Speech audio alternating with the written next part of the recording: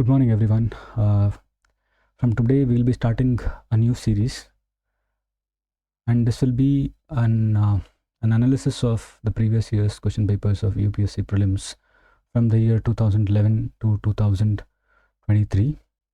There is around 13 years of papers, that is 1,300 questions, and we'll be discussing each and every question, and we'll see what is the recurring themes or topics and what is expected from a student and what the UPSC is hinting at, a hint which is given to students to prepare for this.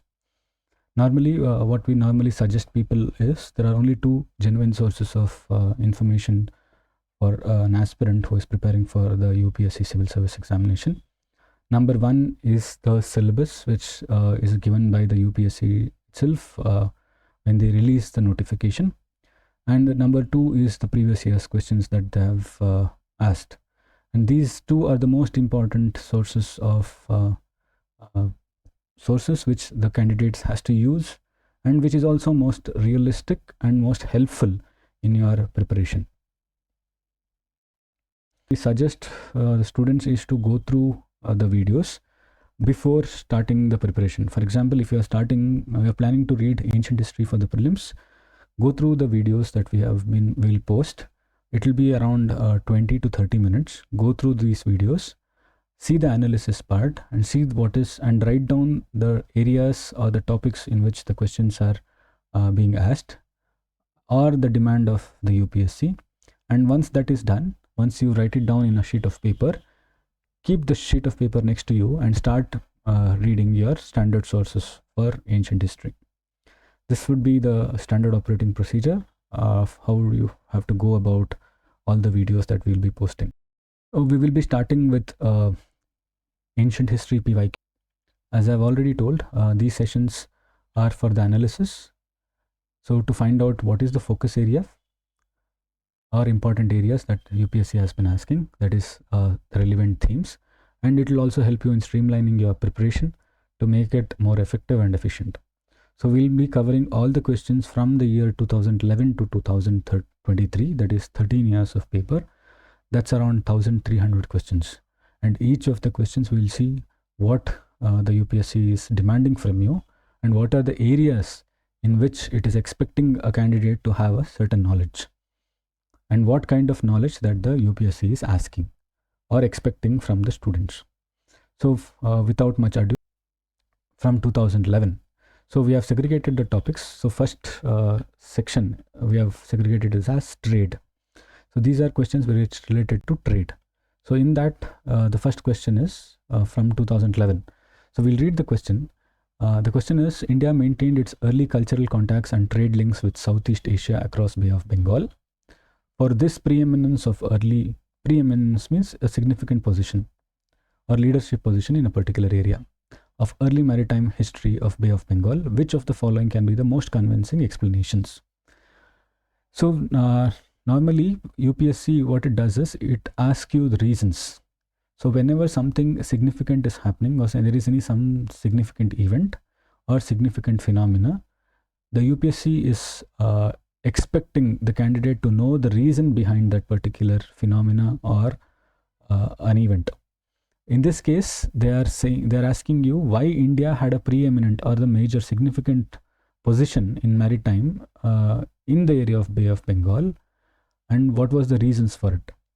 So whenever you are reading any material and you come across something significant, if India is occupying a significant position in a particular area, for example, in this case they are asking about the maritime dominance, but in the other cases they may ask you about a significant position. For example, why India was famous for spice trade. What is the particular geographical reasons or any other reasons why India was famous for it? And whenever you are reading that, you have to be inquisitive. You have to see why India had what were the factors that made India take the leadership position.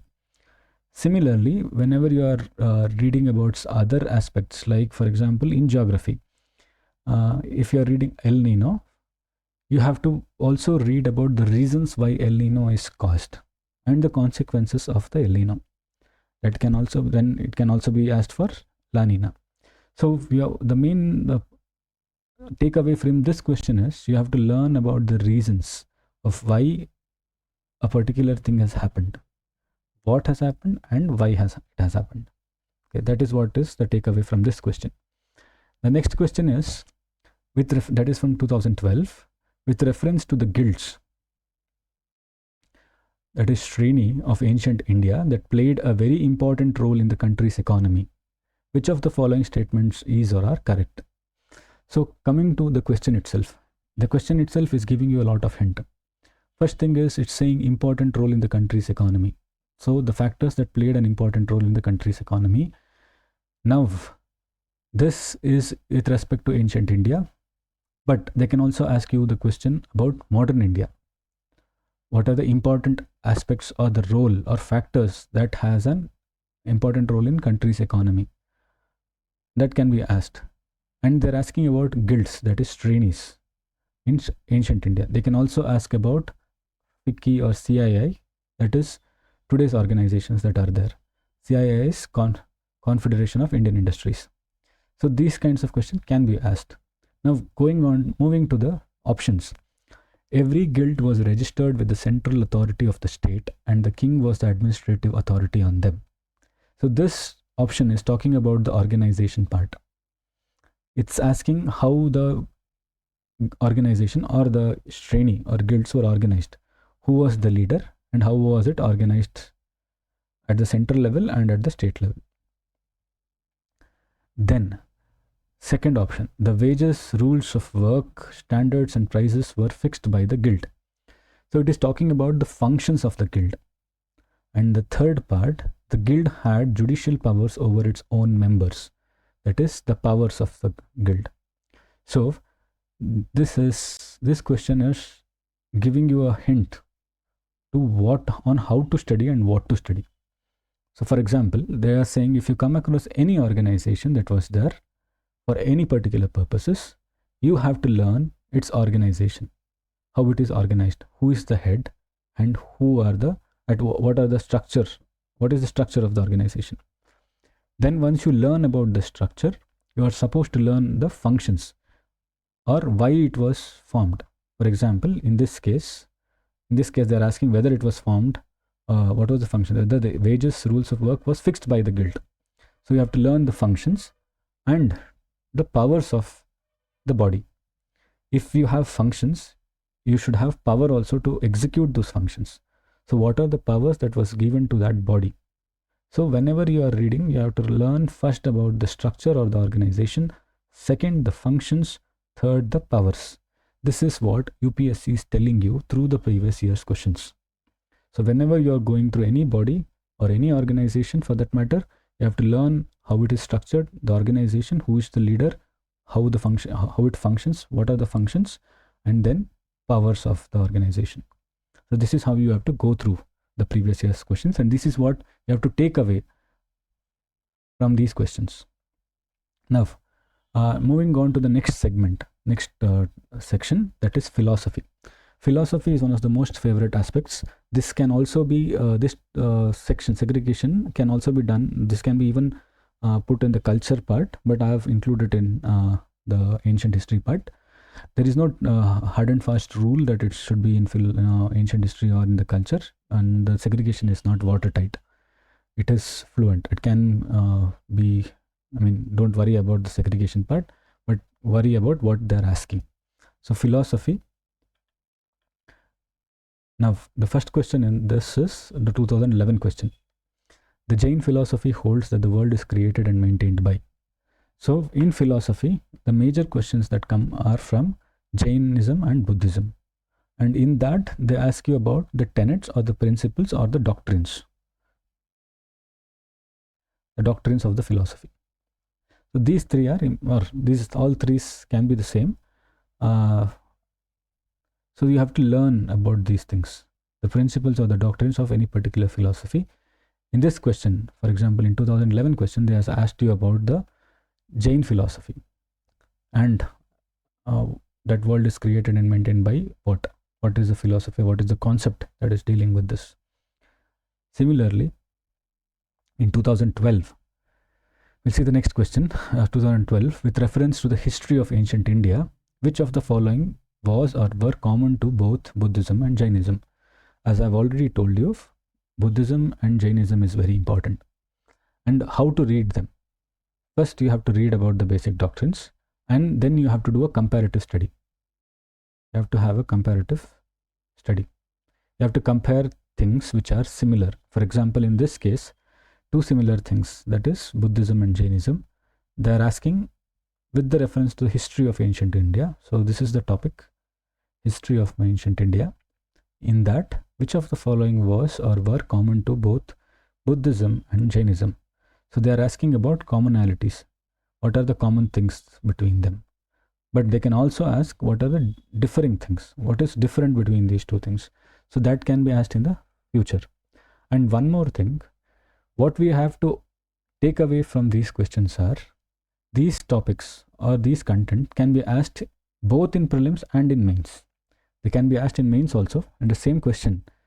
That is, they can ask you what are the commonalities between Buddhism and Jainism as a 10-mark question in mains or as a 15-mark question in mains.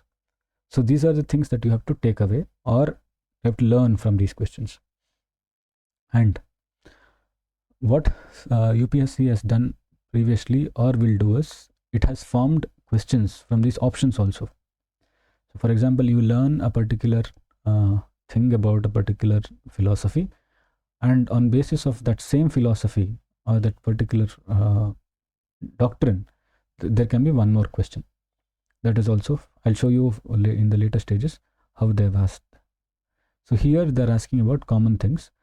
So whenever you are studying in any topics, be it history, culture, or science and technology or geography, if there are two similar things, you have to learn about the differences and common things. For example, El Nino and La Nina are something related to the same topic. So they can ask you that. Or, for example, different types of cyclone. If there are different types of cyclones, you have to know what is common or what is different among them. If there are two technologies for a particular purpose, for example, 4G and 5G, you have to know what is the differences and what is common among them. Or Li-Fi and Wi-Fi. So whenever you are reading something like that, you have to see if there are any similar things which are there, and then you have to read about both the things, and then you have to read about the common, you have to do a comparative study. I hope this is clear. Next, we'll move to the next question, which was asked in 2013. They are asking which one of the following describes best the concept of nirvana in Buddhism. So this is again the doctrine or a concept which is there in Buddhism. So Buddhism and Jainism is very important, and what I would ask you to do is do a detailed study of both these things. A detailed study. Detailed because it's mostly asked, and it is also scoring. So if you are very strong with these topics, so this is high yielding topics. Every year 1 or 2 questions are always asked on this question topics. So it's better to put some time or spend some time reading this Buddhism and Jainism. And if it's not given in your standard books, if there is no extensive details that is there, if a book doesn't cover Buddhism and Jainism in detail, you can Google search and seek more information about these two topics. And also, when you are going through Buddhism or Jainism, see the options that UPSC is giving.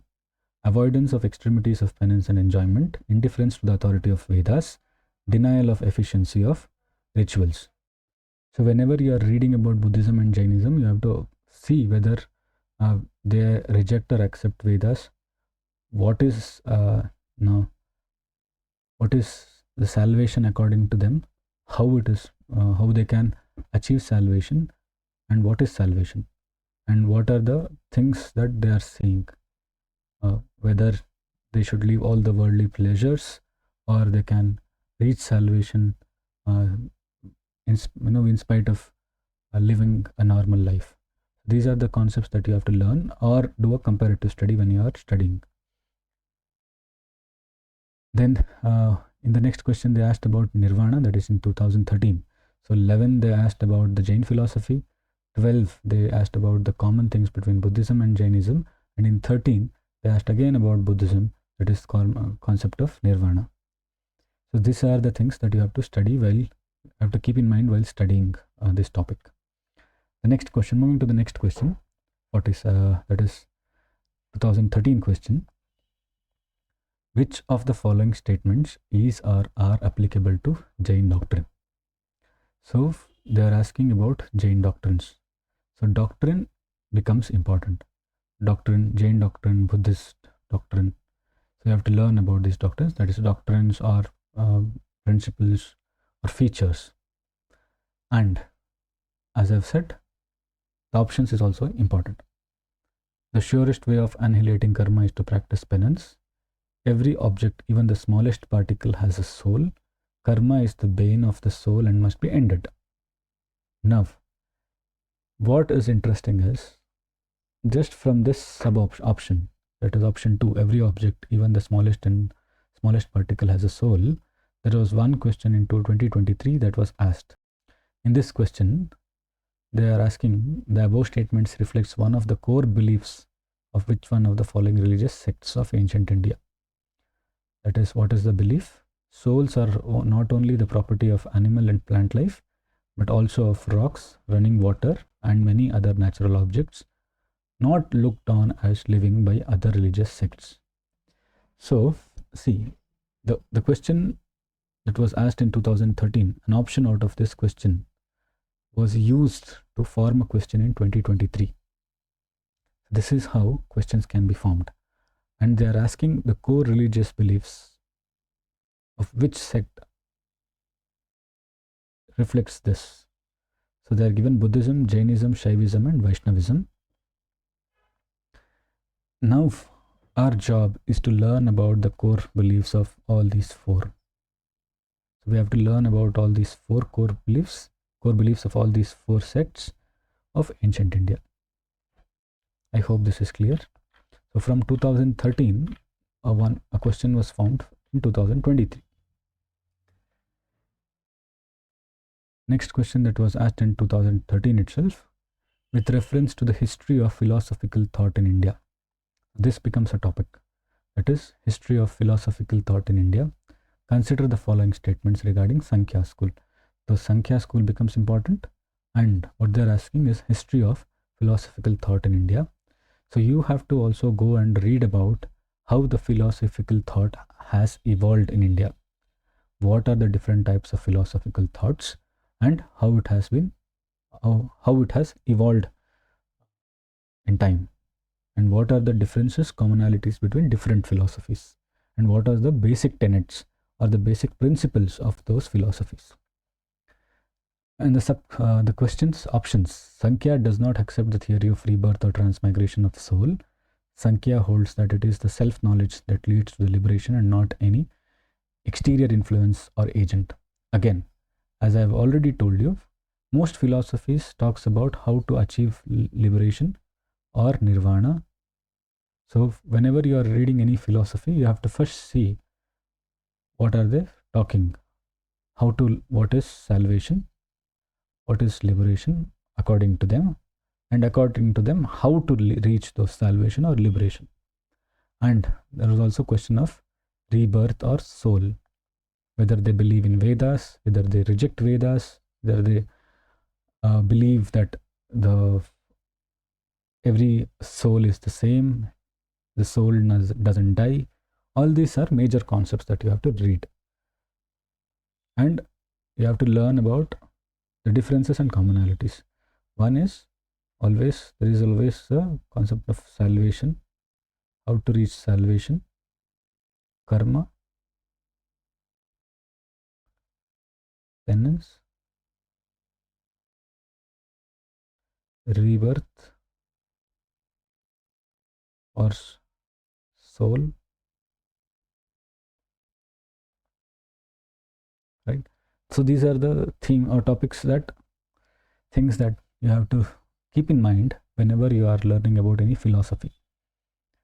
What the philosophy is saying, what is it saying about penance, what is it saying about salvation, what is it talking about, what are the views, what are its views on soul, rebirth, God, Vedas, etc. So please keep in mind when you're reading the topics. And you have to learn about the history of philosophical thought in India. History means how it has evolved, what was it, and how it has changed. In 2014, they asked a question: which one of the following pairs does not form part of 6 systems of Indian philosophy? Now, 6 systems of Indian philosophy becomes important. You have to read this. Then, Mimamsa, Vedanta, Nyaya, Vaisheshika, Lokayata, Kapalika, Sankhya, Yoga. So out of this, these 4 options, one would be correct. But I would suggest you to read about all these things. This is 4 to the 8 topics. Go and read about this, and if possible, make notes. Search in internet or in the standard books. If it is there in internet, make a short note on this. Not more than 1 page or half a page. For example, you read about yoga, learn what is yoga, how did it start, where did it start, who was the propounder of yoga, and how it has evolved, what are the different schools, and make a short note on it, so that when they ask you in the next exam, you'll be able to answer clearly or correctly. I hope this is clear. So moving on to the next question. It is from 2016. So in this question stem itself, there is always a hint with reference to the religious history of India. So religious history of India, history means the past, the study of the religious past, how it has evolved or what was it. So that is important. It is clearly shown here. This is talking about the religious history of India. And here in this question, it talked about the history of philosophical thought in India. And then this is 6 systems of Indian philosophy. See, the question stem itself is telling you what is important and what you are supposed to study and how you are supposed to study. You are supposed to study the basic tenets, concepts about rebirth, salvation, karma, soul, etc. And depending on this, future questions also will be found. So in 2016, they asked about the concept of Bodhisattva is central to the Hinayana sect of Buddhism. So in this question, they are asked about Hinayana sect of Buddhism. So the sects of Buddhism becomes important. And also, since Jainism also is a closely related topic, sects of Jainism, sects of Vaishnavism, and sects of Shaivism. All these 4 you have to learn. And you have to learn the topics or concepts in these sects, how they are different and how they are same.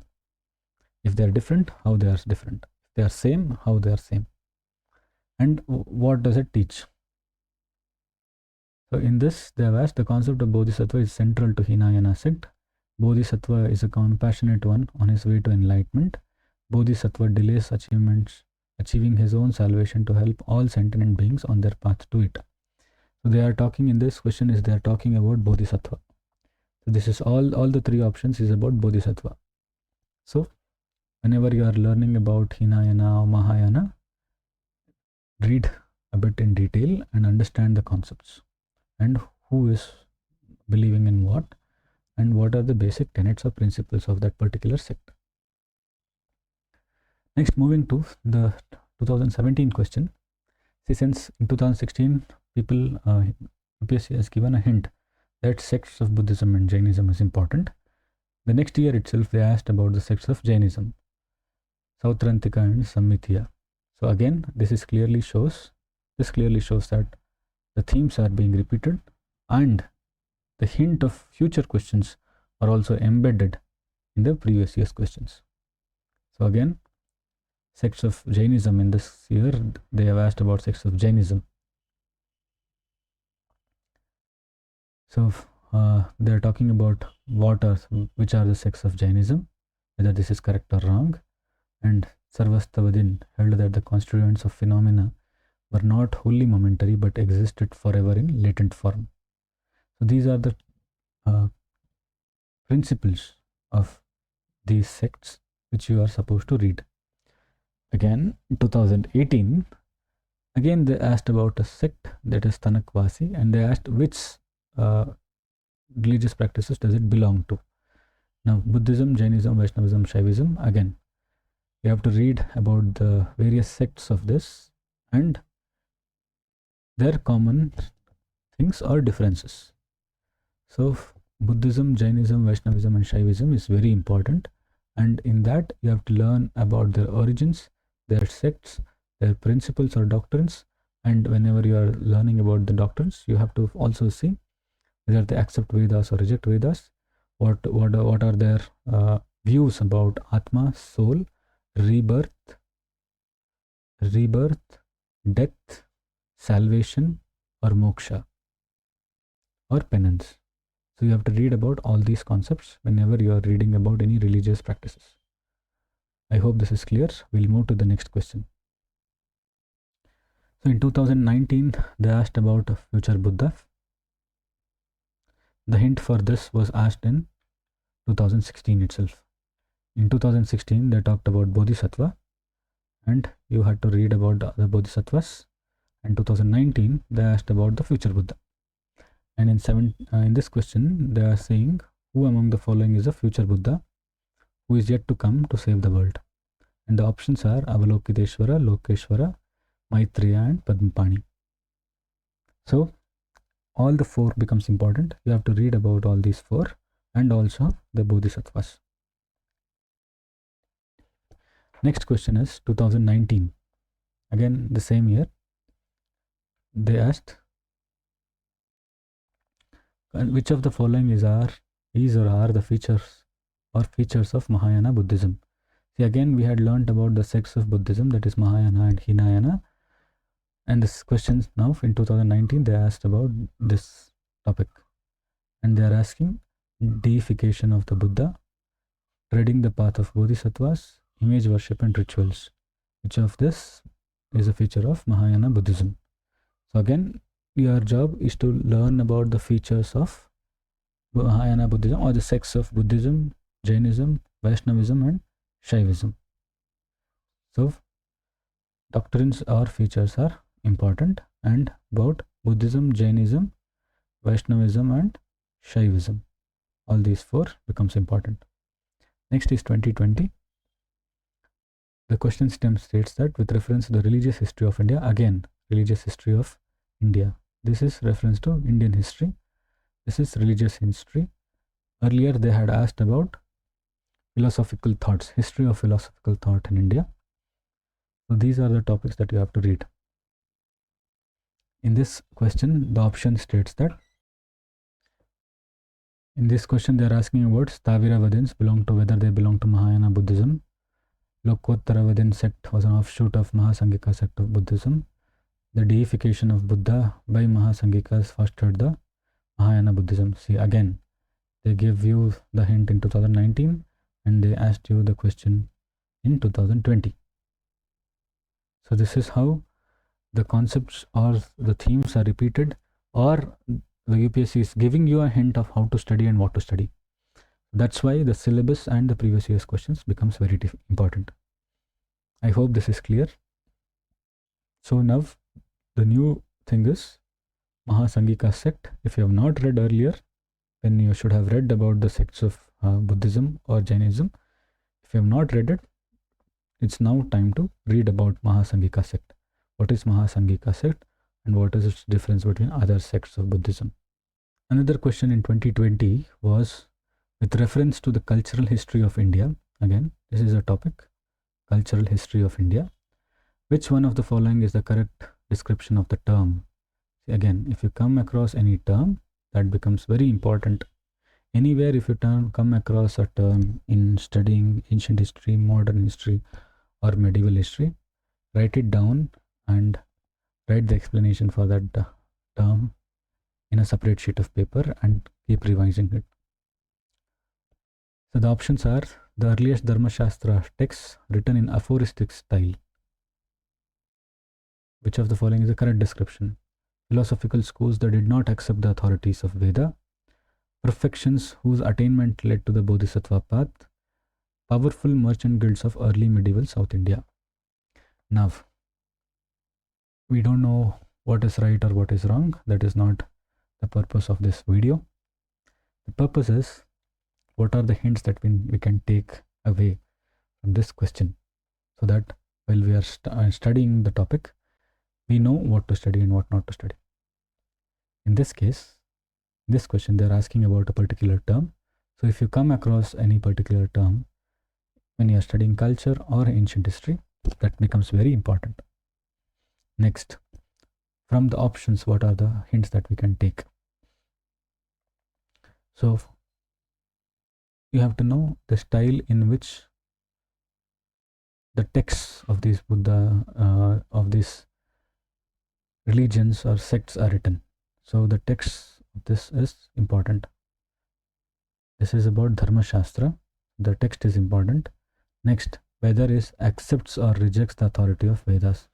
Again, this is important whenever you are studying about any particular religion or philosophy. The third is perfections of attainment led to the Bodhisattva path. This is also regarding a particular concept or doctrine in Buddhism. The fourth is powerful merchant guilds of early medieval South India. Now, this is a big hint. They are telling you, earlier the guild question was already asked. Now they are saying the powerful merchant guilds of early medieval South India. If possible, search about this, read about this and write down if there are any particular guild that was very powerful and what was the organizational structure, powers and functions of that guild, and where it was located. In the same year, there was one more question regarding the with reference to the cultural history of India. Consider the following pairs: Parivrajaka, Shramana, Upasaka. Renunciation and wanderer, priest with high status, slave follower of Buddhism. Again, these are various terms that you come across and you have to read about what they are and the concepts behind it. And this is how you have to read. Next, in 2022, they asked with reference to Indian history. In 2020, they asked with reference to cultural history. In this 2022, they asked about Indian history. They are asking historical persons and what they are known for. So Aryadeva, Dignaga, Nathamuni. They are asking whether they are known as Jaina scholar, Buddhist scholar and Vaishnava scholars. Now, what is the learning from this? You have to learn about the important personalities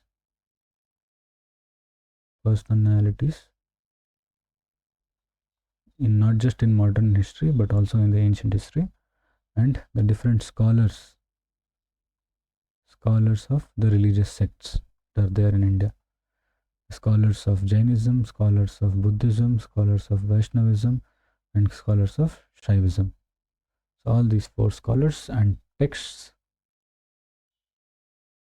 if there is any significant text, who are the writers and what is it about, and also the doctrines related to salvation, Atma, soul, penance, etc. I hope this is clear. So UPSC itself has many times given you a lot of hints and helped the aspirants in moving in the right direction. So instead of referring with hundreds of materials, it's better to refer only the official sources and the syllabus, and these two are more than enough for you to move in the right direction. In 2022, they asked a question about Ramanuja. The world's second tallest statue in sitting pose of Ramanuja was inaugurated by the Prime Minister of India at Hyderabad recently. Which of the following statements correctly represent the teachings of Ramanuja? See, teachings of Ramanuja is important. Ramanuja is a philosopher and an important personality in ancient history, ancient cultural history or religious history. So instead of thinking this as a part of the current affairs, this is a part of ancient history or cultural history of India. And what they're asking is, they're not asking you about what happened in the current affairs. They're asking you about what are the teachings of Ramanuja. So whenever you're studying, you should learn what is the teachings. And again, in the options itself, you can see the best means of salvation was devotion. See, again, everybody has to talk about salvation. Vedas are eternal, self-existent, and wholly authoritative. Whether he accepted Vedas or rejected Vedas, logical arguments were essential means for the highest bliss. That is, again, this is related to salvation. Salvation was to be obtained through meditation. How it was obtained? See, these doctrines normally talk about these different things. Salvation, whether they accept Vedas or not, about the ultimate bliss or the highest bliss, how to achieve salvation. All these becomes very important. So whenever you are reading the doctrines, please specifically see to it that you have covered these concepts, or if they have covered, write it down so that you can revise. Coming to the next question that was asked in 2023, this was inspired from a previous question or from 2013, that is souls. I'm not saying it is directly inspired by that, but yes, from an option of in the question that was asked in 2013, there was one more question that was formed in 2023. In 2013, they asked about Jainism's doctrine, Jain doctrine, and the doctrine itself was here. And out of these options, one option was used to form another question in 2023. So if you had gone through those, you could have answered this easily. Okay, so Jainism, Buddhism, Shaivism, Vaishnavism are important. Philosophical history, religious history, cultural history,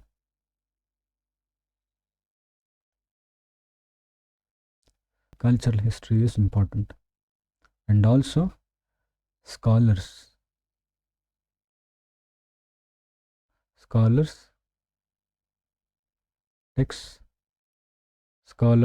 texts or the works of these scholars also becomes important. So philosophy, 6 different philosophical Indian systems of philosophy has been asked. So you have to read about all these topics. So this is what UPSC is giving hint.